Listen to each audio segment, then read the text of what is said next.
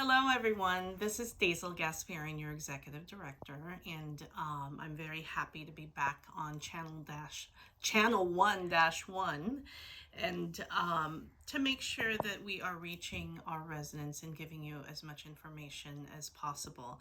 As you know, we started our focus groups this week, and I'm going to go over two of those focus groups so that everyone hears what the feedback has been from the residents, but also from associates. And of course, these focus groups will continue.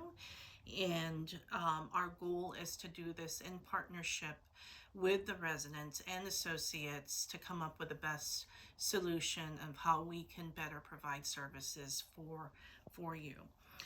So I'm going to begin with the focus group focusing on communications. I'm actually just going to read this so that I'm not missing anything. And we had quite a number of participants, both from residents and also associates. And what's different this year is we're actually including associates that are not managers. These are actual different team members from different departments, so they can hear, but they also can play a part in helping us improve the process. So as far as communications, several residents actually complimented the team on overall good communication. However, there's an opportunity to improve and be more effective in getting the information to our residents timely, with better understanding and clarity. And this was really eye-opening, and I personally had a lot of aha moments. But the resident feedback include, and again, I'm just going to read this based on my notes. Front desk doesn't know what's going on in the bistro, including making reservations. Some residents are visually impaired and cannot read the newsletter, message in channel 1-1 on the crawl, which is at the bottom of the TV, flyers, etc. Some residents have hearing challenges, and the acoustics in Sapphire Activity Room is poor and the sound bounces back. Associates speak too fast. I have to check myself to make sure I don't speak too fast now. We're glad that the blue paper is not being used because it was very hard to read the print. Need to know that the message is reaching the right person. There's no follow-up. There's no meeting minutes.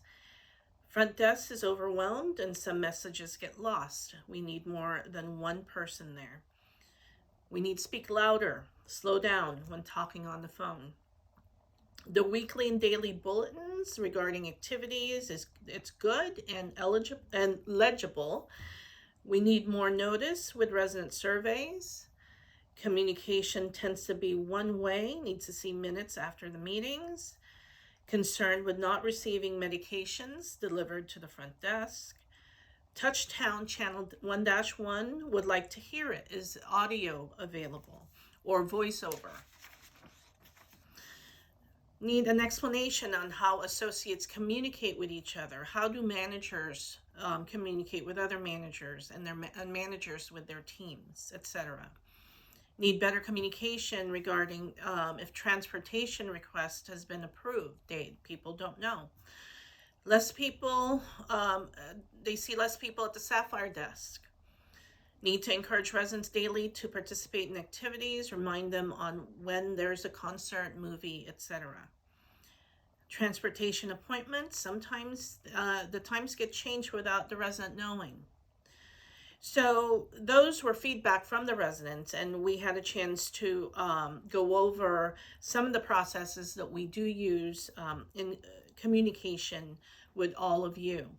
So I went over how do we communicate with residents.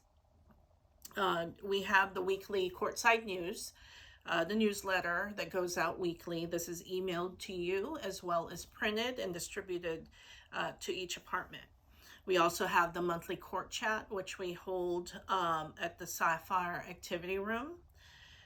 We have a food committee that meets every other week, a wellness committee that meets monthly, and that's actually followed on the same day with At Your Service with Kelsey, also meeting monthly. We also message our residents as needed through Touchtown, and we will be adding more videos on there, as well as messaging you through the crawl, again, which is at the bottom of the TV. We also use a cell phone messaging text, but we are limiting that to emergencies only. We don't want to overuse it. Please know that when we text you, it's related to emergency. And also when we have false fire alarms, to let you know right away that it's a false fire alarm.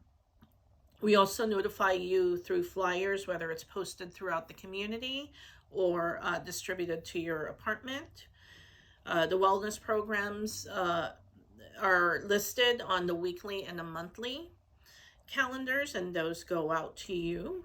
We have sign-ups at the front desk for transportation and group activities, and menus are communicated to you daily as well as weekly. Now, how do communication between managers, what does that look like?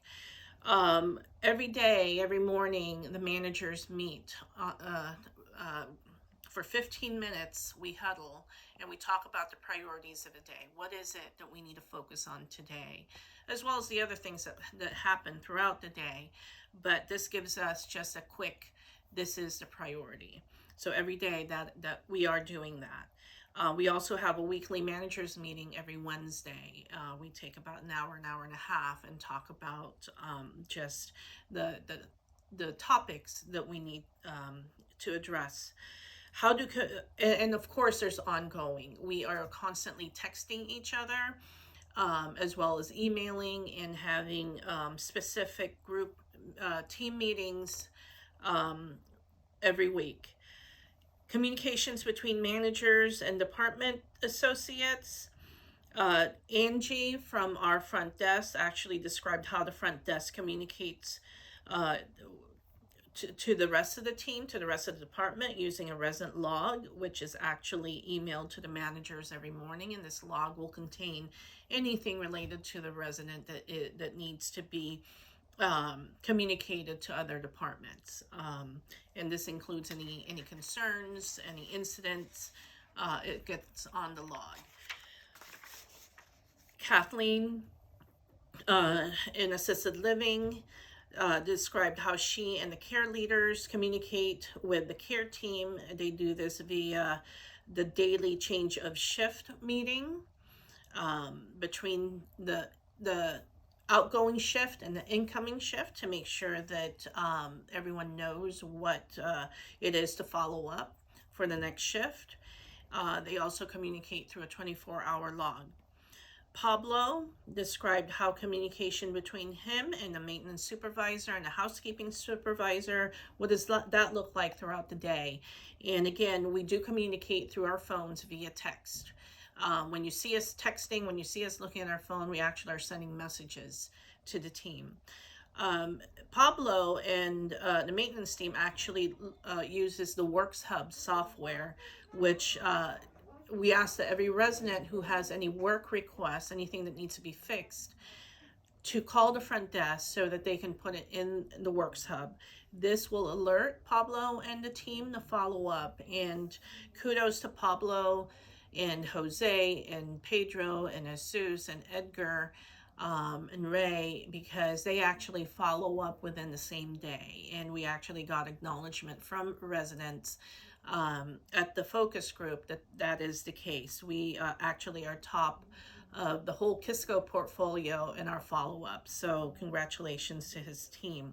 But we need that that information in the software, which means we ask the residents to make sure that you're calling and letting the front desk know, because if you stop a maintenance assistant, they may be on their way to addressing something, fixing something, and they're not going to have, they don't have a pen and paper to write down and to follow up. So please make sure you call the front desk. How is communication? What does that look like as far as approving transportation requests? Angie and Chelsea, again from the front desk, shared that the front desk team actually, that that receptionist will sign off and date it once they receive the request form. And it's Angie or Chelsea, they are tasked to review and approve the request based on the driver's availability. And this is a teamwork between the front desk and the transportation team, led by Vanessa. The yellow slip will be returned to the resident in person or delivered to your apartment. What about deliveries? Angie and Chelsea also describe the process, which means calling the resident to pick up items at the front desk, or the evening receptionist will deliver the items to the apartments. Residents really need to notify the front desk if they're expecting a pharmacy delivery. Once the item is received, the front desk will call the residents immediately.